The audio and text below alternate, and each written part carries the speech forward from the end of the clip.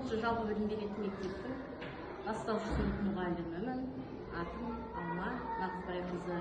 Мына менің қасымда тұрған менің шәкірттерім балабақшада сендердің балабақшасынан келген бұлар.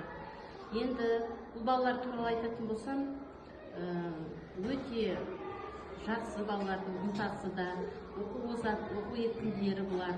Бұл енді сол балабақша ұжымының еңбегінің арқасы деймін, осындай оқушыларды бізге дайындап,